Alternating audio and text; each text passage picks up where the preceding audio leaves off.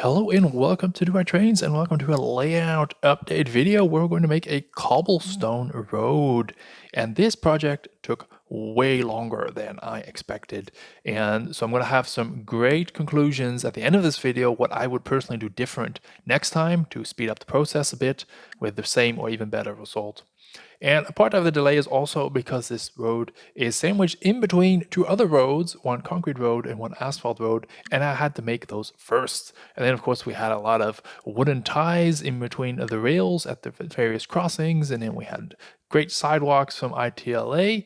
But anyways, enjoy the video. And here are the cobblestones, and this is the road, and it's actually a section of 1, 2, 3 roads. So what's it going to look like? This is going to be concrete. That one's going to be also asphalt, and this one's going to be cobblestones. Like the prototype Kingsbury, it was really a mix match for different reasons. So if you know my layout a little bit, there's 2 tracks underneath here, hence the 2 box cars right there. So they actually would make this out of cobblestones, stones, because it's easier to lay that on top of the existing track. So, and it's going to be a great scene for the layout.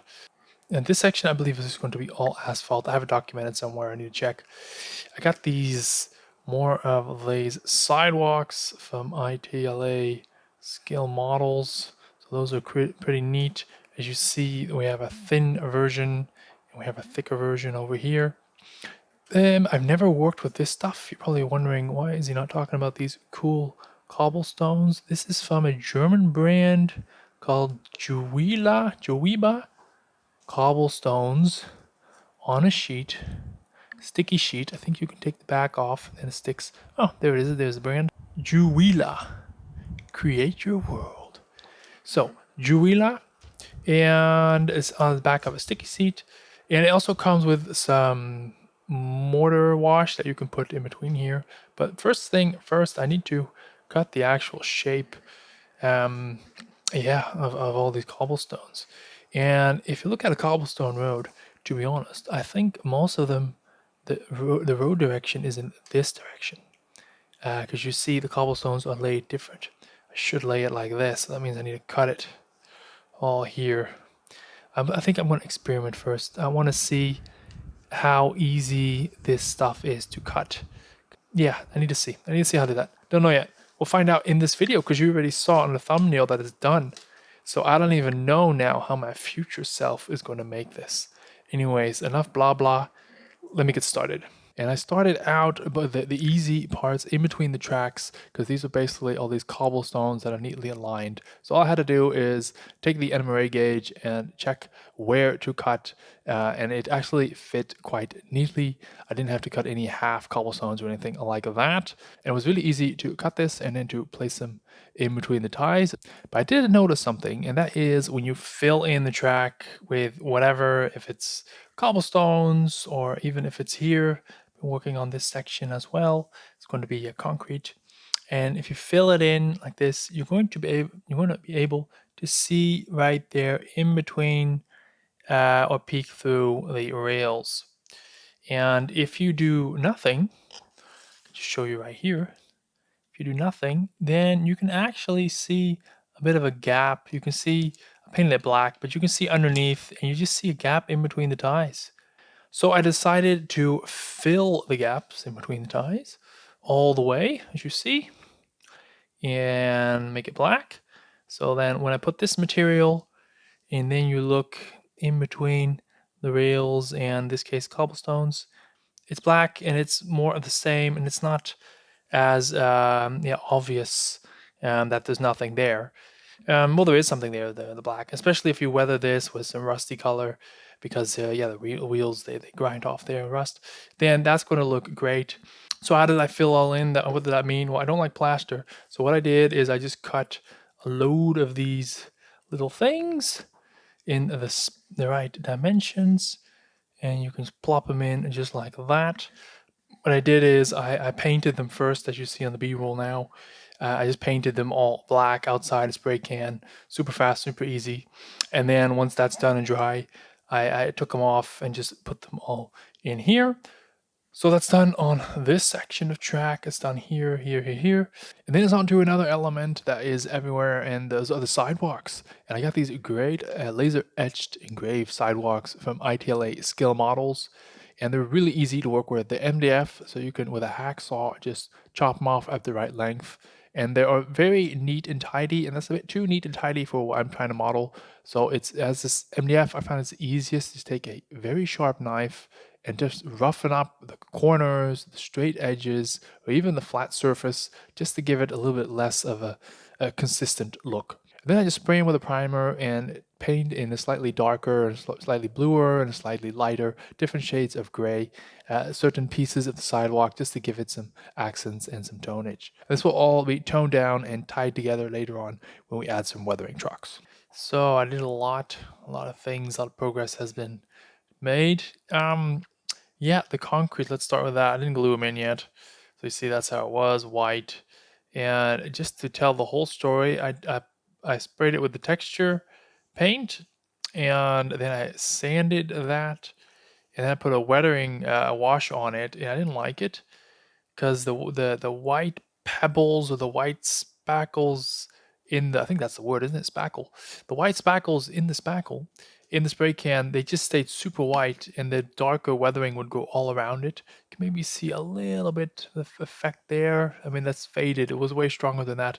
So what I did is I just got a spray can of this cream color and just gently in the direction of the street. I did this outside, not inside, obviously, but just showing the direction of the street to put a extra layer over that, and then again applied a wash, and it turned out really well. I'm happy with the color. I'm happy with the level of grime for now, because we obviously still need to put some weathering chalks on here, but as a starting base, this is going to look really great. The sidewalks, I scuffed all those, as you see here. And then I painted them with several different colors. As you can see, maybe here. I don't know if is it too much of a patchwork? Let me know in the comments down below if this is too dark. So anyways, a lot to do, a lot to do, a lot to do. So what's going to happen now? First, I want to get this road set in place and then move from here onwards that way. What I need to do first is create the correct height, because now it's just flat. It's not going to be flat. The road is going to have a crown, and I need to see how that road here is going to connect with the cobblestones. So cobblestones have obviously a different height than this foamy stuff. So just experimenting everyone all together. Yeah, I need to fill that up a bit. So coming back to those layers, you gotta fill everything and prop everything up basically to the right height. So if you would just take this foam, this is already curved a bit, propped it up, and you would just take the sidewalk, which is a piece of 3mm MDF, and put it against here. This is too low for my taste. And I decided to prop it up with 2 more layers of cardboard. Obviously still needs to be glued. So you get this height, because at the end of the day we also have, let me see, a piece of foam here, and on top of that foam will be the cobblestones, so that also needs to sit correctly in the right height. That's also a little bit what you see here. So the cobblestones will be something like this, so it will fit neatly. And what you see here as well. So the white foam is there to fill in the height with the ties, so that the cobblestones can go neatly, something like that. So we're now on to the laying of the cobblestone street, finally, after all these weeks. And then onto the question that we all are asking ourselves, including myself. Can you easily cut this material and also cut it under an angle? And the answer is yes. You actually can cut it quite easily, although it will require some sanding later on. So here we are again, and all the pieces of cobblestone have finally been cut and trimmed into their shapes. So you probably hear a little upbeat in my voice because it was quite a lot of work to do all that. And the reason why it also took a little bit longer than I expected, actually, is because I had to fix in this road first, cobblestones, and then with sidewalks, and then I had to glue in this road, which is the asphalt, and then more sidewalks. And once that was done, and before I could do that, I had to do all these wood pieces here, and also the wood pieces here, obviously. So that was just a lot of work just before I could even start on the cobblestone section. And then that turned out to be a lot of work as well. Uh, so here you see I wanted to splice them a bit, or you see it, where I can. So all those kind of things, just a lot of work. I'm not complaining. It's just maybe a hint of what you can expect if you start a project like this. So next step now, I want to paint all this. So I'm actually going to take it all out, and I also want to sand with a sandpaper the edges here where the track is. Some of them are just a little bit too high, and some of them are just a little bit too rough. And then I'm going to paint it because if everything was in this color, I think I could work with it, but it's just there's too much color variation, and you see when the two sheets meet, it's just a very clear jump, which I don't like. So it all needs to be painted in one color anyways. And I don't mind a little bit of whitewash or dry brushing on the top of the cobblestones, but that's different than this because this is just paint that's not covering the material. I understand they did it like that, but we're not going to do it like that. So I have been testing just some colors on this piece. It's not dry yet. Put the mortar in there as well. Yes, this product comes with mortar, so I did that. That's why it's not dry. Just add the mortar and then add the water. But this is the test piece. This is a bit, I think, more the color I'm going to go for. Not reddish, but just a bluish, darkerish gray. And then I can weather that with some light grays and some black, and then that would look amazing. So first the base coat, and for that I use a blue and darken it with a black because the cobblestones, I do want to have a grayish, bluish look overall. It is diluted with water, but it is still quite a thick layer because I do want it to cover for 80%. And after that, I give it a second coat. It's thinner than the first coat, but it's a bit heavier than a wash of a light gray, just to give it a little bit more of a fresh and worn down look. And now the product is done to be installed before we detail it more in a bit. So just a little update. The last one, hopefully before it's done, I was gluing everything in place, and I noticed a few things. One is that these become a bit wobbly because they were wet from all the washes. That's fine. That's why I just put a little bit of weight on it when I'm gluing them down, just to make sure they're completely flat. Two, I just realigned all these, and somehow I'm probably like 2 rows of cobblestone short. So I don't know if that means that it shrank or because I have the pictures. I really measured it out neat. Yeah, I don't know. I still have some painted cobblestones left, so that's fine. I'll just fill in the gap there. I did this wobbly bit. Zoom out, you can see it has a bit of a curve that way, and then it curves back. That went quite well. Here is actually a bit that's far more curved, and you'll see the B-roll pictures how I did that. So basically just spliced it into sections of 1 and or 2 cobblestones. And yeah, if you're gentle and careful, then you can really lay it nicely on a curve like that. So that's this part. I'm going to glue everything down. I'm just using PVA glue. I'm doing it section by section, really taking my time. And one thing that's actually what I wanted to note is that you see, I really want to make sure that the cobblestones don't protrude above the height of the track here. And it's very tight.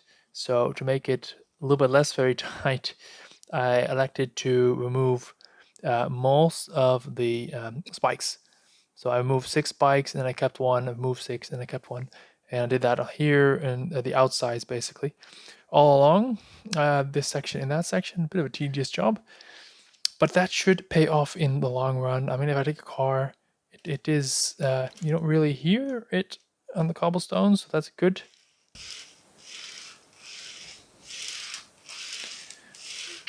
So that's quite a good indicator that it is really going to work. And just again, why is that important? Well, because if the cobblestones are higher than the rails, they'll actually lift the rails of the locomotives off track, and then it won't receive any DCC signals anymore, and at some point it's just going to stop because it doesn't have power. So that's not ideal. That said, most of this section won't really be traveled by an engine. The engine will probably go up to mostly here, but still, just want to make sure that it can. If it has to, this section is a bit different. The engine's going to go all the way in here, maybe with a handle car or something like that. Anyways, let me get cracking, and then I'll see you in a bit. So the funny thing about this product is it actually comes with grout, mini scale grout. So we gotta apply it. And there's a few steps you could possibly skip here. The first step is to sprinkle it all over and then to brush it in, as it says in the instructions. And then I add water to it just to fix it all in place. The grout it's sanded grout, I believe, so there is some sand in there that will, eventually have to vacuum away. It can't all go in between the cobblestones. And then once all that is dry, I actually did it twice to add more grout. Once all that is dry, then I went back for a third time to do some wet on wet painting. So you see, I started with a darker wash because the grout is now light colored and I want to make the grout darker. And I also added some smudgy greens, some browns, and just some lighter colors in area and some darker colors just to give it some variety. And here is what you could skip is you could, I think, do this step together with the wettening of the grout to fix that. You could combine those two steps into one. But this is a bit of a more controlled way where you're not going to run out of time where something dries while you still want to actually paint it. And here is the final result when it's still wet. You see the patches of dark. Some of those dark spots actually came from the grout that wasn't, I guess, properly mixed. I mean, grout often has these color blobs in it. And then the brown, I added it to it in places where I think there would be some spillage from, the goods being transferred, etc. I find that this turned out, no pun intended, particularly nice. And also the cobblestones here coming off the coal trestle. There's still a lot of detailing that needs to be done. We still need to, well, I still want to add some weathering chalks, and obviously we have signs coming in. I have over I think 30 signs coming in from scale signs. So have a look, wait out for that. That is going to be really fun. We also have road markings I need to add, I think everywhere except the cobblestones. But if you have any opinion on that, let me know in the descriptions down below. You see here, I also took out some cobblestones in several places just to make it a little bit less consistent because I don't want everything to be shiny and nice. So let's now go to a little overall view and some conclusions in what I would do different next time around if I ever lay a cobblestone road like this again. And here is the finished result. The asphalt road is done with the two sidewalks. We have the concrete road is done with all this intricate tie work right here. And then, of course, the pièce de résistance is this cobblestone section in between. And I'm really happy with how it turned out. It is one giant experiment. I've never worked with this material before, but it looks good. There's a lot of different variations and options that you can make with it. Different colors, different shades. Here we have more of a bluish, darkish tone. But you can go lighter, darker, anything you want. Do note I still need to weather it. I still want to add more effects for the traffic, the lane, the turning. Obviously, also on the roads right here. Those are way too neat. And here as well, I do need to do a little bit of touch-up work. And I promised to come to some conclusions and some things I would do different, or that I would advise if you're going to start a project like this with these cobblestones to do different. And the first thing is, you notice I put a lot of time and effort in to work with the standard flex track so they get this stuff to work with the cobblestones. The height is an issue, and looking down through the between the cobblestones and the rails is an issue. I fixed it. It looks great. I'm not complaining. It looks amazing, but it was a lot of work. So I think what I would do, or what I would advise to do, is just lay this section of track with a few PCB ties and just some rails, and then you don't have either of those two problems. It's much easier. And then the second item is the spikes. If you hand lay your track and solder them, you won't have the spikes because now I've removed all of them. So it's just basically not needed to have this detailed flex track. And that's actually the biggest tip. After all that work that went to just making the ties work, it actually went fairly smooth. I mean, it was a lot of work, don't get me wrong. I had to cut all this correct and nicely, and the same here for the concrete road. That was a lot of work. These ties here are just, oh, I'm done with those right now, to be honest. Still have a few to go, but for now I'm done. This was fun to build, was relatively easy to make this. This section is actually not glued in yet because I still need to make a turnout control so I can throw this turnout from underneath. It's going to be like the ones I made right here. See, just a little lever, nothing too special. Put them in the correct position. So now I'm gearing up for a second video where we're going to detail this beast. We're going to detail these roads. I might also detail this road right here from another video. And also I'm going to add some signs. I'm going to add markings on the road. I'm going to do that weathering we talked about. We're going to add oil spills. We're going to add cracks. We're really going to just finish these 3 roads. And then, because after that, I can finally do some ballasting between here and there, get that all ballasted, get the ballasted from here to there.